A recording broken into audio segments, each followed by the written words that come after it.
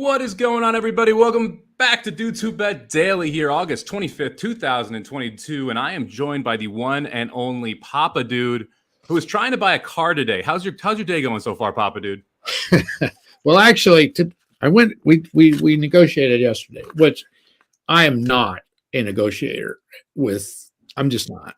When I make up my mind, I want a car, I just go, if I can swing it, I can swing it. And I'm trying to get out of a car payment. So I'm going to pay cash for this thing, take it out of some of my stock. The whole deal, though, fell apart. I've got a credit card, a GM credit card, which I'm supposed to be able to use $7,500 or however much I've accumulated on this car. Well, I got out there yesterday. Well, GM's put a cap on that, and I could only use $1,500 on it. So that's thrown the whole thing into a monkey wrench. But by that time, my wife, you know how this is, Mike. My wife is sold on that car. Yeah, her mind's set. You got to figure out how to make this work now. Oh yeah, well, I'm screwed. So so today's the guy we're dealing with. This is his day off, so we're kind of having a down day. But tomorrow, I'll be driving home in a new car. I think probably it's a done deal. My wife's made up her mind. So I love it. We'll have to get updates on the new car throughout the weekend here on Do To Bet Daily. We're live every day, noon Eastern, giving out our best bets around the sports and the horse racing world. Make sure you hit the like button so that we get out to more people here as well, and hit the subscribe so you don't miss a show. We're having a pretty good week so far, 2-1 early this week, plus $60. But before we get into the best bets, before we talk about a little bit of Saratoga, first off, let's talk a little about Chet Holmgren. Got hurt last night, breaks his foot, has a foot injury. Ironically, the same injury that we've seen from Matt Corral, who's the Panthers quarterback, out for the year now. Never good when you've got a 7'2" guy who breaks his foot or has foot injuries this early in his career. Are you concerned about Chet Holmgren and kind of what's happened over in OKC now? I watched him play quite a bit in college. When I saw him go up against the really, really good teams, I didn't think he was that impressive. I don't know about you, Mike. I don't know how we've never talked about this, but I think he was kind of risky anyway. I mean, he's an awesome talent, no doubt about it. And it's kind of the way the NBA's going. They get these tall guys that can shoot the basketball. And man, it's matchup issues all over the place. And he had been pretty impressive in the summer. And everybody in Oklahoma City is excited because they've got his future super. This is a terrible blow to them. And we've seen these big guys get hurt, especially foot injuries. That is a problem. So yeah, whenever you're that big, I mean, humans just aren't supposed to be 7'2". We're not. It's just the fact of the matter. And so you have some unique problems that can come along with that.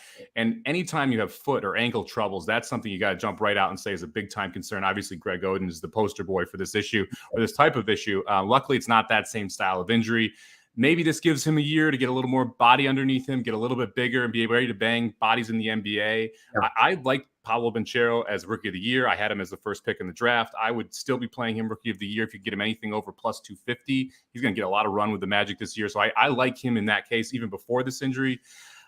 Man, it's tough with these guys because the body type just doesn't fit the NBA. It's just the fact of the matter. If you're below the basket and you're that, I'm not going to say frail because he's not frail, but he's just skinny. And so it's hard to believe that he's going to be able to really box out some of the bigger guys. You look at like Kevin Durant, similar body type, but he's playing on the outside. He's not inside posting up, anything like that. And so it's just a little concerning this happens so quickly. It is. And, if this sounds dumb to say, but he's a small 7'2". Yeah. He really is. He's very, very frail. I don't know if he's going to put weight on. You would think he would have put weight on by now. You would have thought they would have had him on some kind of a program at Gonzaga to get him bigger. Some people can't. They just can't. They don't have that style of body, Yep, you're dead on. And we'll find out here as he matures and develops. Still very young, so obviously there's a lot of time left. But it's one of those things that's definitely a concern. If you're Oklahoma City, it's a bummer you're not going to see him this year. But you were kind of tanking this year anyway. Let's be honest. You got a bunch of draft capital. You got a very good player coming in as the first pick next year. It makes a ton of sense to try and not be wonderful again. And they've got 4 or 5 projects over there at Oklahoma City. They do. And I have confidence in them doing this right. I think this was their first. This is a major blow for them because they're in a market where I don't think they'll lose interest in them because it's the only thing they have in town there. But you know what? You go through 2 or 3 really shitty seasons and your base begins to dwindle and they forget about how good they used to be. So with him being able to play this year, what we thought the entrance was sky high in OKC again, and now this is a major blow. Yeah, it would have been fun to see him and Poku play together and start developing there. It still should be a decently fun team to watch, but definitely a bummer we're not going to see Chet Holmgren. Before we get into everything else horse racing, I want to talk a little bit about the Travers. I know it's on Saturday, but I've actually started putting my bets in for the Travers. I want to talk a little bit about the strategy around it. I was fortunate to do very well in the Belmont, specifically because I was fading Rich Strike every which way I could, looking for matchups, playing specific horses against him. It's interesting that if you look at Rich Strike and obviously what happened in the Derby, and then the way that the Preakness and the Belmont were bet, basically every long shot was bet down. A lot of those middle prices went off around there, but you had a lot of good opportunities in the head-to-head market to fade Rich Strike, who I think doesn't belong in these type of races. I mean, I think the Derby was a complete fluke. So if you're kind of in my same spot there, it's hard to say, okay, I'm going to lay minus 700 that he won't win the Travers, minus 1,000 that he won't win the Travers. You can't make very much money doing that. Right. However, they just started offering fixed price markets on some offshore and some onshore sports books. So if you have books that you play at, I'd highly recommend starting to look inside the Travers segment.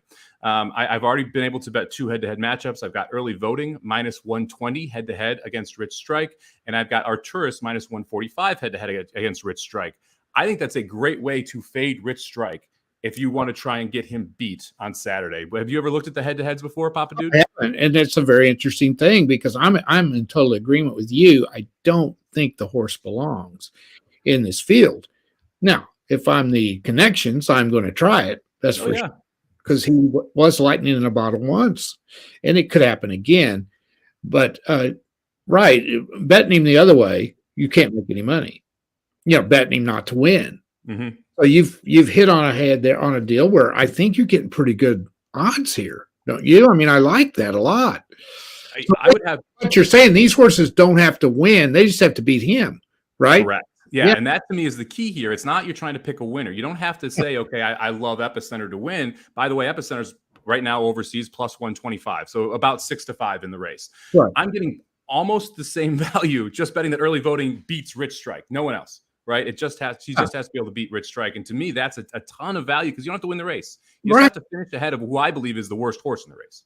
Yeah. And the thing about it is, too, Epicenter's not a sure shot to win this race. I mean, there's some horses in there that can, that have beat him. So, yeah, I think it's a much safer bet to bet a horse like early voting to beat Rich Strike, which I think if early voting runs his race, he will definitely beat him.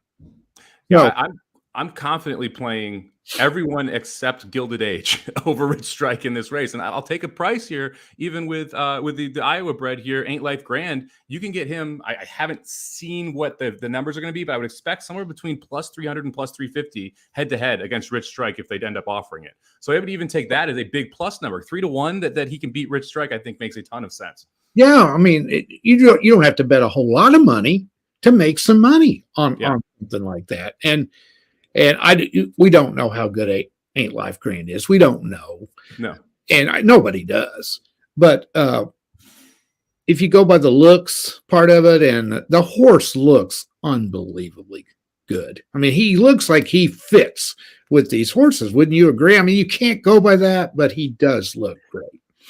The numbers are a little bit light, but it makes sense for him to be in the race, right? And he loved the track. I mean, absolutely almost too fast of a workout leading up to the Travers as well. So you got to think that he's got some horse underneath him, and he's going to be ready to go. I mean, the Von Hemels did not ship that horse up there just because they wanted to run in a circle. They're trying to get placing here in the Travers, try and get some grade 1 placing. So I would agree that he's ready to go. We got JL chiming in here saying he found early voting over both Rich Strike and Ain't Life Grand plus 115. To me, I think that makes some sense. I would be more worried about Ain't Life Grand than I would Rich Strike in this case, being able to try and beat early voting. But this is a way to find close to even money or plus money to play against Rich Strike. And me, that's really the key of this style of betting. And here's the deal with Epicenter. Let's say he goes off at 6-5. I don't think I would spend a bunch of money on him at 6-5. I don't think that horse is a 6-5 horse in this race. I don't know about you, but do you think he's that much a favorite over the rest of them? I think he's clearly the best horse, and he can make his own trip. I'm not betting him to win at 6-5 though. I would need something closer to 2-1 to be able to put a win ticket in. Yeah. I really am. I'm going to go short in the race right now. I haven't finalized everything, but for me, it's Arturis and Epicenter. I feel like you got the new shooter with Arturis and you got Epicenter. The key is going to be the pace and how that sets up. And if Epicenter decides to show up with some speed, he is not in the last two. Part of that is Joel Rosario and how he rides him. So we'll see what happens there and kind of how that plays out. All right, let's jump into the best bets here for the day. We've got 4 of them. 2 of them were sent in for us. We'll start out with Magic here. He is going with Calgary once again, and I got a nice little diatribe from him about why. So Calgary barely escaped Toronto with a 3-point win last Sunday, coming from behind late to cover. Calgary now returns on a shortest rest while shipping the other direction to play Winnipeg, and they're making a QB change after last week's game. I'm sorry. He's taking Winnipeg -5. So he's fading Calgary.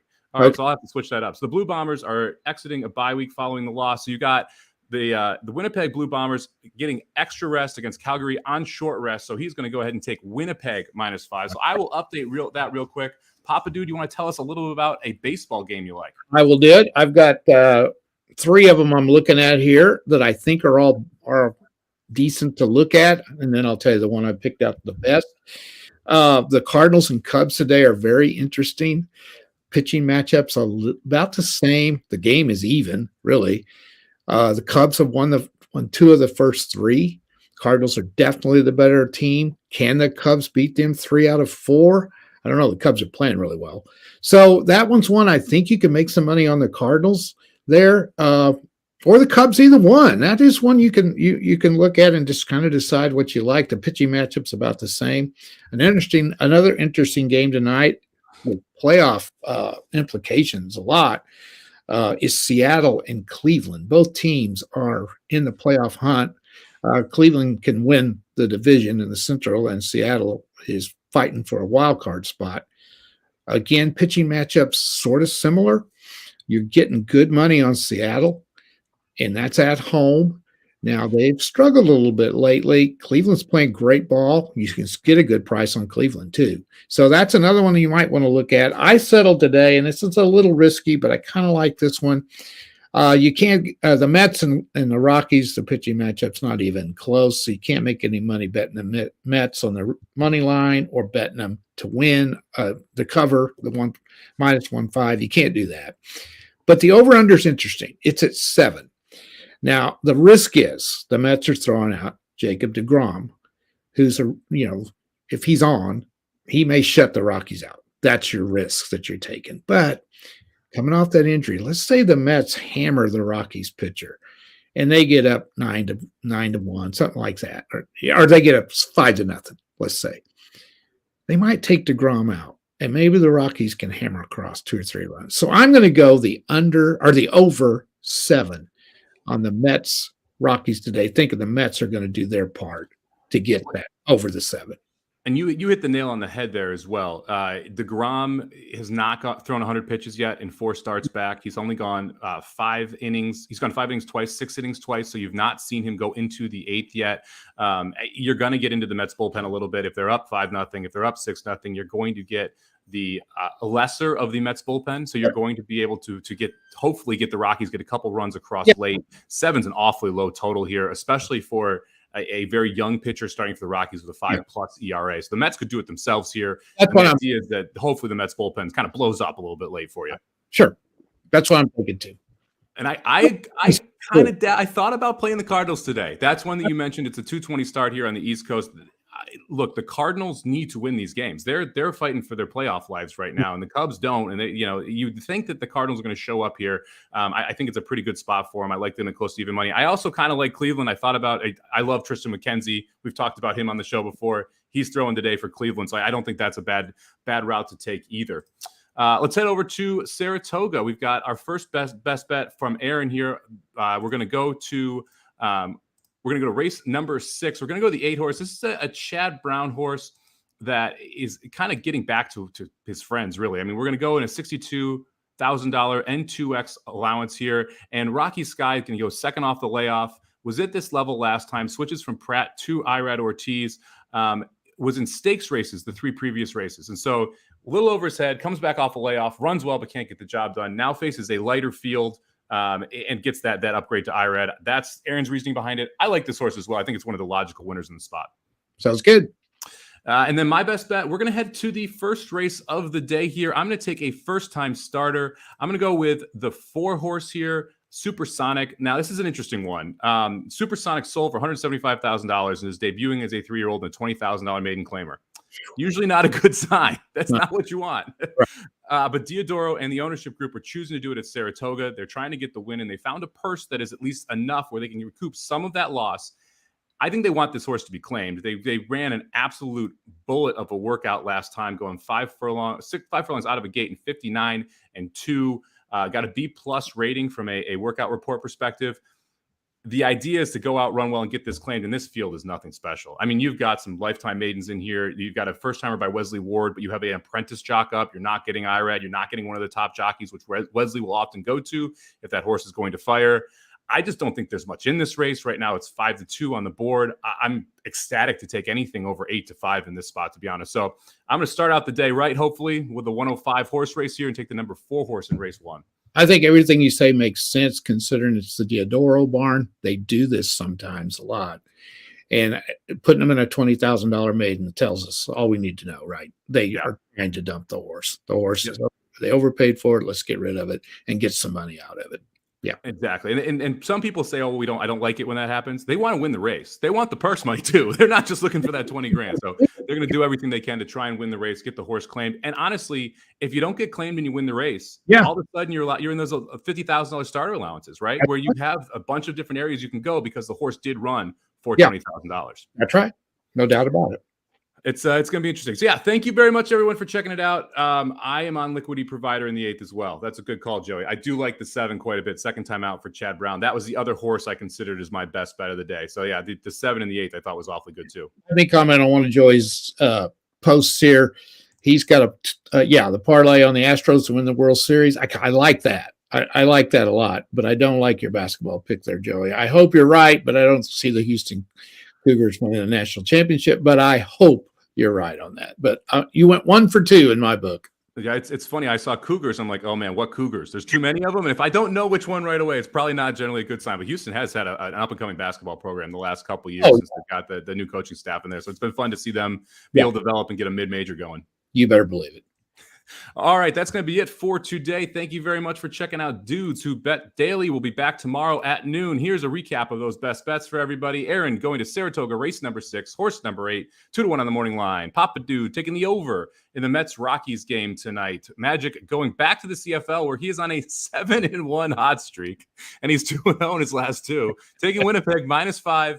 And I'm heading to Saratoga, race number 1 at 1:05 Eastern today. The 4-horse Supersonic, 2-1 on the morning line, 2-1 on the week, plus $60. Hopefully we can keep this thing rolling. We will see everybody tomorrow.